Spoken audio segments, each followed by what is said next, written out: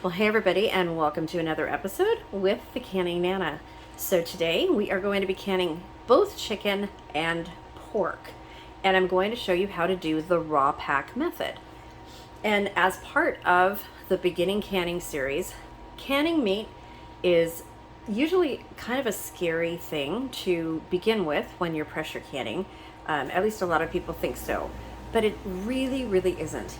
Canning meat is one of the simplest things that you can do. As long as you're really careful, as long as you follow the guidelines for processing time, put it in a pressure canner, you are perfectly fine. So I'm going to go through what I do and what the Ball book says to do to raw pack chicken as well as pork, and you can also do this with venison, with beef, whatever kind of meat you are canning. There are updated guidelines to the chicken when you're canning chicken breast, or I've changed it to any kind of chicken, and I'm also going to do it with my pork. They want you to adjust the headspace to 1¼ inches instead of 1 inch. So what I'm going to be doing myself is putting it at 1½ inches headspace. So for the jar, when you're looking at your jar rim, if you don't have a debubbler, and I will show you how to do that with a debubbler in just a second, this rim right here is at the 1 inch mark, okay? So when you're using a debubbler, here's the debubbler, and this one is my debubbler. You put it on the last notch right here, and that is your 1 inch. I don't know if you can see that. That is your 1 inch. And it'll go right to the rim right there. So when we fill our jars today, we're going to be doing it just below that. You could feel like a little lip right here on your jars. At least on the Cur jars you can. I don't have any Ball jars to show you right now, but there's just a little lip, and I'm gonna go just below that lip to about right there, so that it's probably going to be more 1¼ I'm gonna try to get it just below there. One of the things too, since we're raw packing, we're not going to be adding any liquid to our chicken.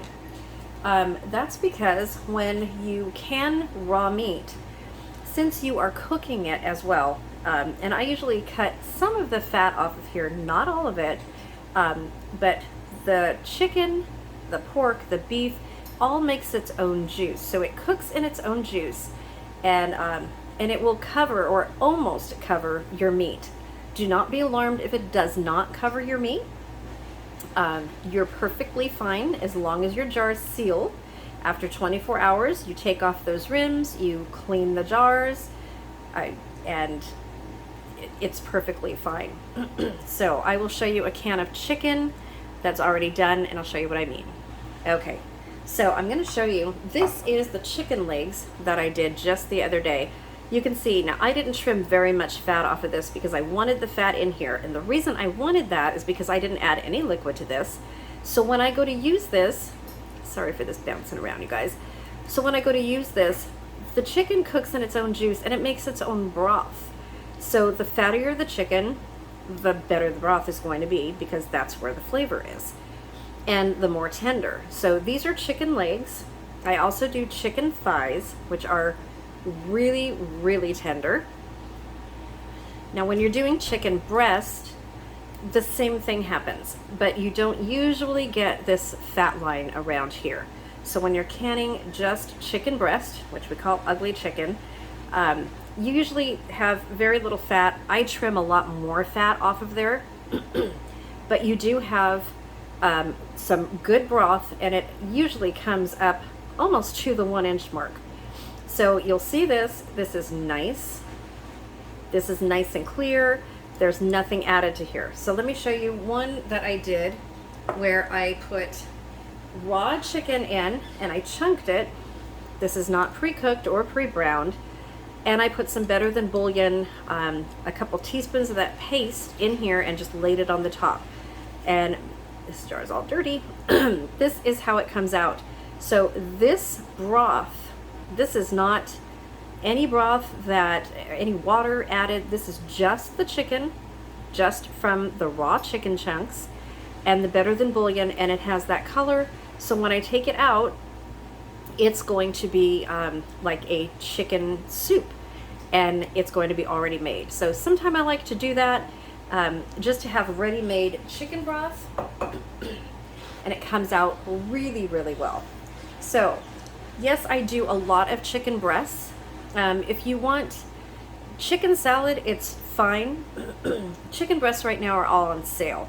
So I like to do chicken breasts. I like to have a lot of jars of chicken breast in the house, but chicken breast is dry, you guys. So it does come out drier than, say, boneless thighs or boneless leg meat, like I just showed you.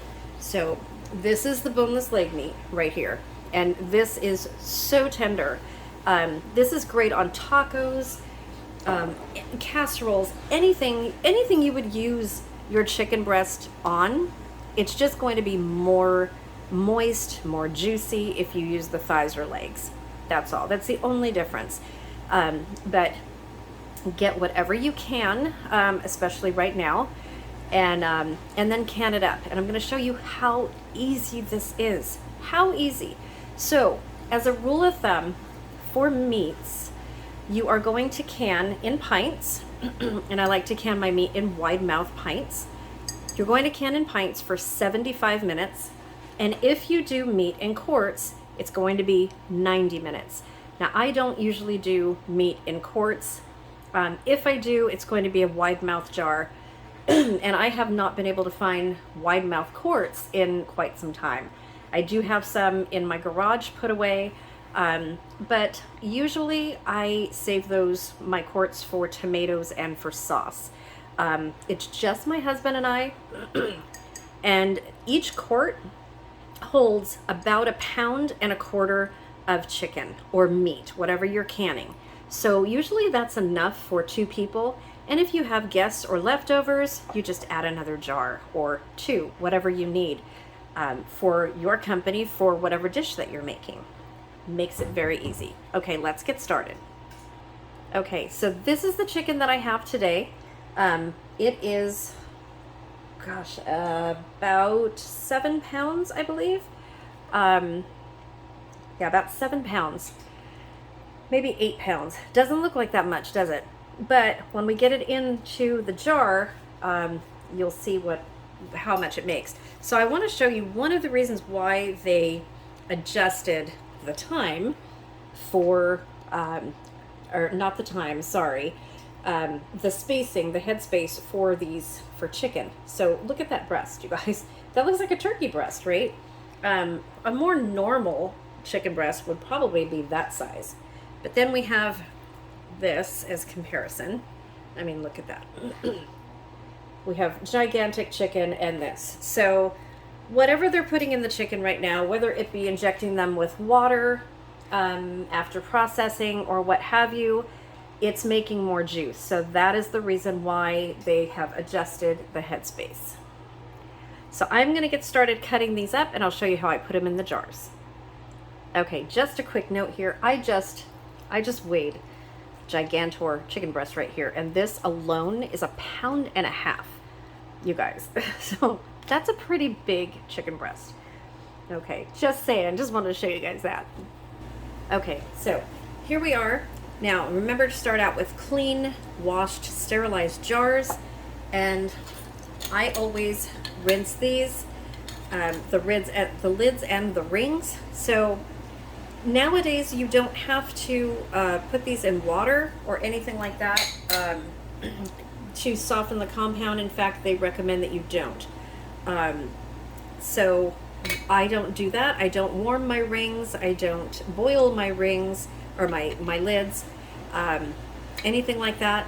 And I have not had any failed seals with any of these Shore-Tight by Ball or Kerr or any other lids that I've used in the last 5 years.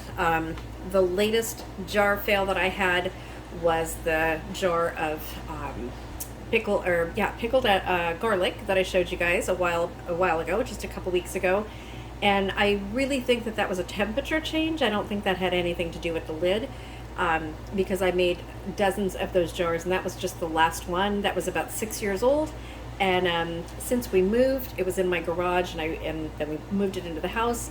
And even though we're at the beach, it doesn't really get hot here. I think that was a pressure change. I really don't think it had anything to do with the lid. So we are going to start putting the chicken in. Okay, I like to get my debubbler ready right here, just to push the chicken down. So one other thing that I do for food safety reasons, wash your hands often, especially when you're handling meat. And then start to put your chicken into your jars. And like I said, you just want to push down. I'll show you guys. So I push down as much as I can to fill all of the gaps in there. So as much as you can, you want that jar full, just like that, with no gaps. And I will do this without the funnel. So you want to push it all the way down as much as you can. And again, 1 1/4 at least headspace, if not 1.5 inches. Let's see.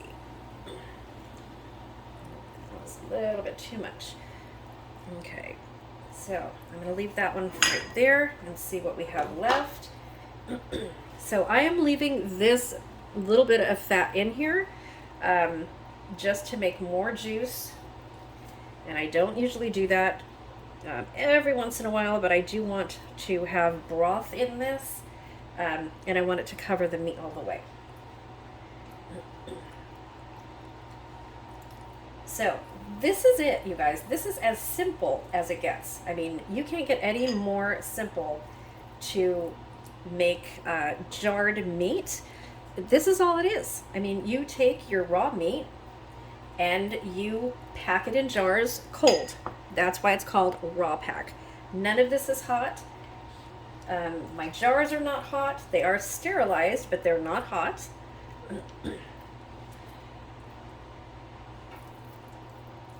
And that's pretty much all you do. So I think I'm going to get about 4 jars of chicken out of here.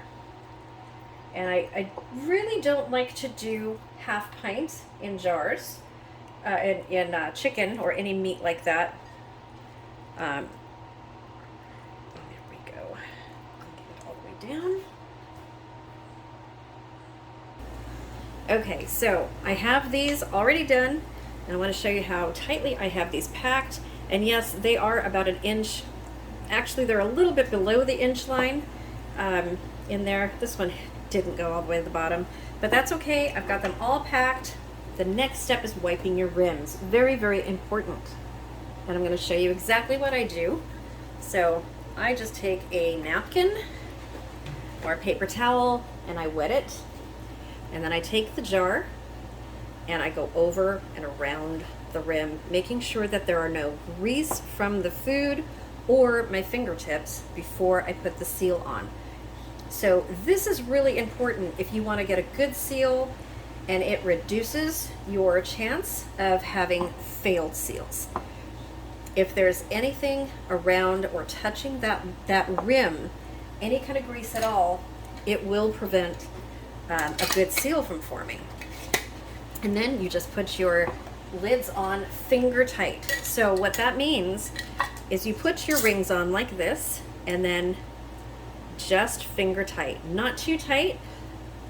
During the canning process, especially in a pressure canner, the jars are going to just shake around like this, and inevitably these rings will become loose a little bit. So you want to put them on finger tight. Sometime you may get the jars out of the canner and they are super loose, just like that. They'll be really loose and ready to come off. But you don't have to worry, because when you take them out of the canner, that lid should be adhered to your jar. Okay, so I'm going to go ahead and put these in my cold canner while we get the pork ready. And just so you know, I did not have enough room for this much chicken. I'm going to go ahead and cook this up for my kitty. He will really enjoy this. Okay, on to the pork. Okay, so here we are with the pork. And I'm only going to show you one of them because I have 3. So I am going to be trimming the fat off of this because you don't want too much. Okay, so I took that piece of fat off. There are bones in this because it's a sirloin roast. Now, normally I will cook these down and make carnitas or pasuli with it, but I bought other pork that I'm going to be actually doing that with. So I'm going to leave a little bit of the fat on here, and I'm just going to cut it in chunks just like I did with the chicken, and then I will get back to you when I'm filling the jars. Same process, just like the chicken with any meat. Okay, so I've started to fill my jars, and I'm just going to show you how I'm doing this. So I kind of separated the darker meat from the lighter meat. So this is all the darker meat that was closer to the bone. This is going to be a lot more tender, so I'm going to put it aside and use that for my pulled pork or something like that.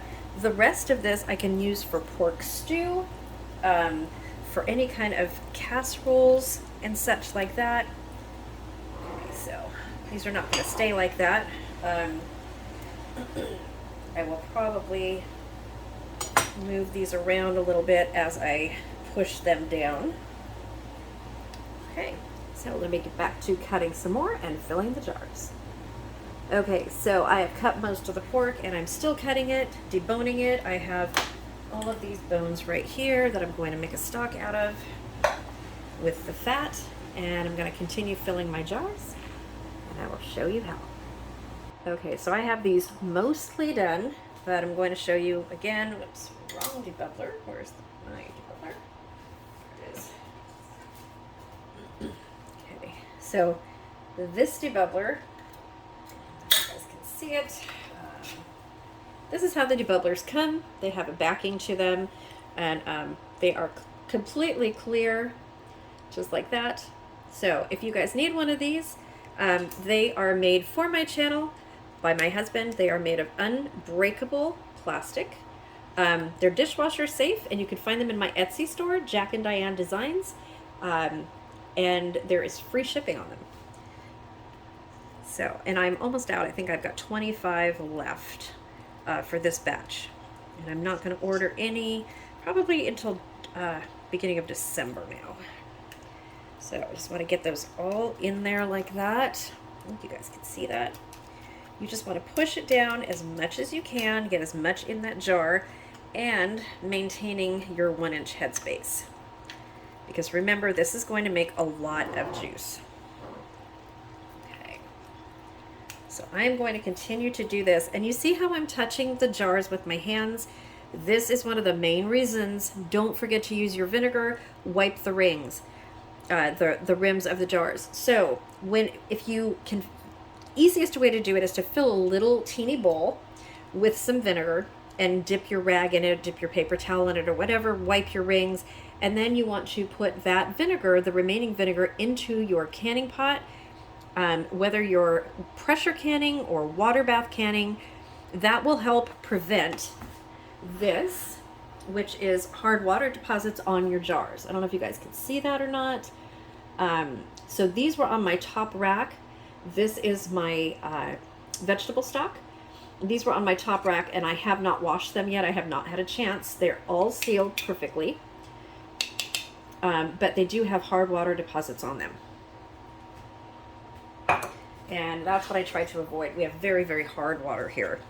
Okay, I'm going to finish doing these, and then I will get you back here before I wipe the rims. And just in case there's somebody out there that wants to skip this process, I will guarantee you guys you don't want to skip this process of making sure that all of the air gaps are filled. You see the air gap right here? That's just going to make the juice, and then all of your contents are going to float to the top. When you could have gotten more meat in there, you want to get as much meat in your jars as you possibly can. Same with vegetables, because it just makes sense. You know, you don't want to have half empty jars. And you always want to do as full a jar as you can.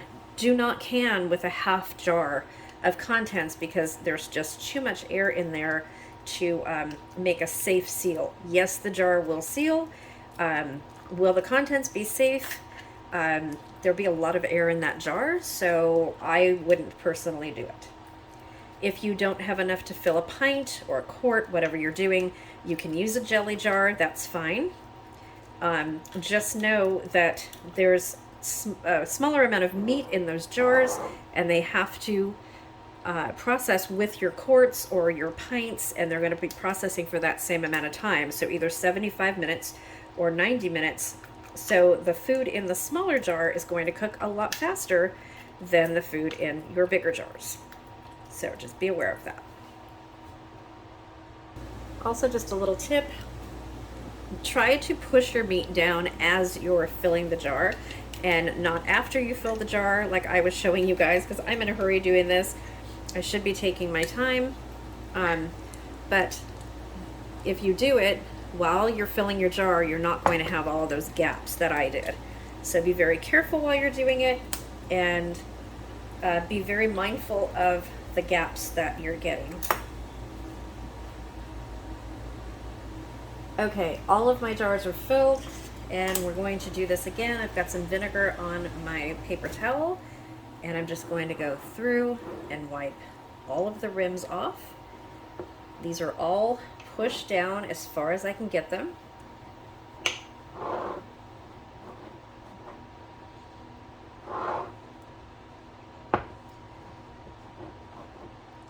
And as you're wiping your jars, I'm not sure if I did this one. As you're wiping your jars, of course, you want to make sure that there is a second chance for you to look for chips or cracks in your jars. You don't want to can with any jars that have chips or cracks in them. Okay, so we're going to do it again, finger tight. And I'm using, these are all Kerr. These are lids that I got this year that I've been finding at the store, and then helping all of you guys get in my Etsy store, or an order direct. So if anyone needs lids, I do not have any more wide lids available, but I do have regular mouth lids, and regular mouth lids and bands. So, and those are in my Etsy store, as well as the debubbler, Jack and Diane Designs, if you guys want to look at that. Okay, so I'm going to bring you guys over to the canner, and I'm going to show you how we do this. Okay, so I am hoping you guys can see this a little bit clear. I'm really short, you guys, and I've got my tripod all the way up as high as I can get it. So I have filled my canner, and this is a Miro canner. I'm not using my All-American right now. This is a Miro, and I have filled it with 3 inches of water, which is approximately 3 or 4 quarts, depending on your canner. So follow your canner instructions to fill with water, and like I said, put a little splash of vinegar in, which I'm going to do now to prevent hard water. And then we're going to continue to add the jars. So what you see in there are the chicken, and I'm going to add my pork, and you see the water is rising up, which is fine, but I am going to take a little bit of water out of there, and they are popping already. Okay, there you go. So you can see that I've taken just a little bit of water out of here. Now I'm just going to push on these. Well, I'm not going to push, I'm just going to touch to see which jar might have popped a little bit, and I think it's this one right here. So what happened is the water in here is very, very lukewarm. The jars are cool, and the food is cool as well. So I just want to make sure that everything's okay, because I heard it pop. So I don't want any surprises. Okay, so I am going to go ahead and put the second rack on here. Okay, here we go. So I'm going to put the second rack right on top of that. And then the last 4 jars I'm going to put in opposite each other. And I'm going to slowly turn up the heat, or turn on the heat, I should say. And I'm going to start it all the way at low. And I'm going to put my lid on.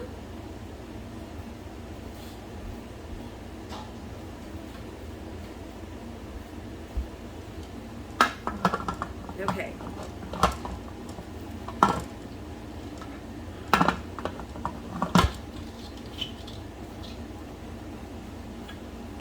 There we go. Okay, so what we're going to do now, and then I'm going to turn this off, is I am going to wait until the temperature on here comes up and this right here starts venting for 10 minutes. Once this starts venting, you're going to see this little thing right here pop up, and I will go over all the terms of the pressure cooker in one of the first lessons. You want this to steam for 10 minutes. So you want it to vent 10 minutes solid, and then after the 10 minutes, so time the 10 minutes, after the 10 minutes you're going to put your weight on, or if you have a different canner, you're going to listen to your canning instructions, and then you're going to set the timer for processing. So after it vents, it means that there is enough pressure in there at 240 degrees to process your food safely. So these are pints. These are going to process at 75 minutes after venting for 10 minutes. I'm not going to show you that process in this video, but I will in another one in the beginning pantry canning series. Sorry, you guys. So stay tuned for that. This is how easy meat is. Once your canner timer stops and it's past the 75 minutes, you want to let your canner completely cool down. This will go down just as it is right now, and then it's safe to take the weight off. I usually just loosen this a little bit and leave it that way for about 5 minutes, and then open it away from you so that all the steam is going that way, so that you, because this is hot, you guys, very, very hot, you will get burned. And then you can start taking your jars out with a jar lifter and a pot holder like I do. So I will show you that process when this is completely done. I will bring you back and show you how I take out the jars. Thanks for watching. And the word of the day today is pressure canner. So make sure that you put the word of the day in the description box to be entered in my subscriber appreciation giveaway, which will be at 8,000 subscribers mid-November. And lots of good things being given away, including a dehydrator, you guys. So the last giveaway Friday, we gave away a water bath canner. This next one's going to be a dehydrator, and lots of dehydrating videos coming up as well. So thank you for watching. Please like this, please subscribe, and put the word of the day in the comment section in order to be eligible to win the subscriber appreciation giveaway. Thank you guys for watching, and please share my video. That really helps support our channel and gets YouTube's algorithm to push my video out there to reach more people.